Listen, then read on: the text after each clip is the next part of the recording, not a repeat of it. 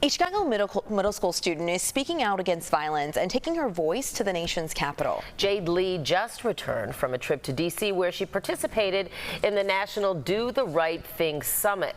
The annual event brings young people from across the country together with the goal of addressing the root causes of violence and finding solutions. The participants are selected through an essay contest. Jade ended up representing Chicago after her essay was chosen from more than 800 submitted by Chicago public school students. And joining us now are Jade Lee and her mom, Brittany Powell Lee, and we really appreciate you being here. Thank you so much for being here. All right, Jade, I know your essay was written through the perspective of a girl about your age named Samara.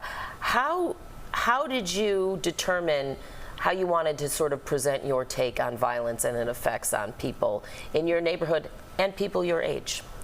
Well, I personally feel like I have a different, unique imagination. So when I was writing a story, I was thinking based off how I have experienced violence in my community of Roseland and how my peers have experienced it and how my mom has also experienced it when she was younger. And Samara, when we read your essay, we were so taken back by how amazing it was and just descriptive. And I was really interested in some of the reasons that you put in the story of why there is violence in Roseland and why people see it. What do you hope that when someone reads it, they get from this? Like, what do you hope they learn about it? I hope that they learn that it is like a very good and great part in Roseland.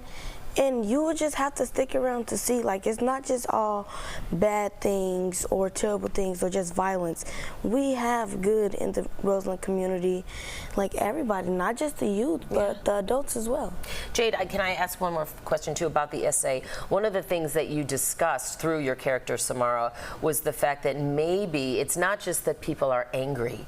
It comes from deeper, somewhere else, and that maybe a big part of it is because so many people feel alone. Yes. How would you like, to continue to spread that message to other people, especially kids your age, and then also how to find solutions to maybe that being one of the root causes?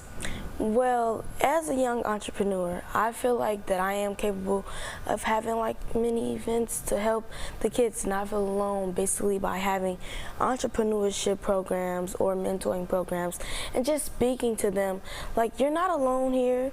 You should not feel alone because I'm here.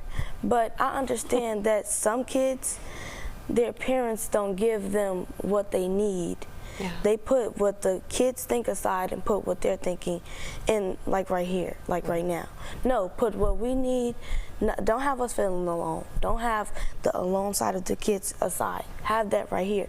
Because at any time, if your kids is feeling alone, they can go in the bathroom and just do anything or go anywhere and do anything because they're feeling alone. Or they're looking to join something that makes them feel like they're part of a group. Or something because they're alone. Yeah, there was a part you said that some kids get into fights or join crews not because they wanted, but because they felt like they had to. Yes. And you give examples like this. Brittany, I know you're so proud of her for being able to articulate this in this way. How important is it to talk about these root problems, the real reasons from the view of someone who's a rising 8th grader? It's so important, and I'm really appreciative to organizations like Community in Schools and Do the Right Thing because they give the children a platform to use their voice. One of the things that I took away from the whole summit was all of the youth said the same thing, listen to us. We have something to say. Our life is different from yours, and listen. We want you to listen. And I was, every parent, it was no dry eyes in the building. We were all sitting there okay, we need to listen. You have solutions to the problems that you're facing. If only we listen to them and help them, advocate for them. You're talking about the summit that was in Washington, D.C. How did that feel for both of you being there and being part of really what was a national gathering? It was amazing. We got to meet 30 students from different cities across the country, and we got to meet the ambassador of Kuwait. And Jade, one of the things she told me when we was in the hotel room was that she didn't realize it was so many other people her age that felt the same way. Wow. Wow. Jade, how was it being there in D.C., being able to speak about this? It was really inspiring to me because I also got to hear the other youth voices and how they have experienced it. And we also got to talk about like how we can fix it as a community. Even though we all live in different places, we can all still come together to put an end to the youth violence. That is so powerful, Jade. Thank you for sharing your essay. Thank you for coming in to talk about it. Brittany, thank you both. We appreciate it. And congrats on winning. Thank you. It's great to get this message out and just to share more solutions. I hope we continue to hear your voice more in the years to come, Jade. I'm sure we will. All right, thank you so much. And you did great on the interview as well, too. Thanks for being here on the show.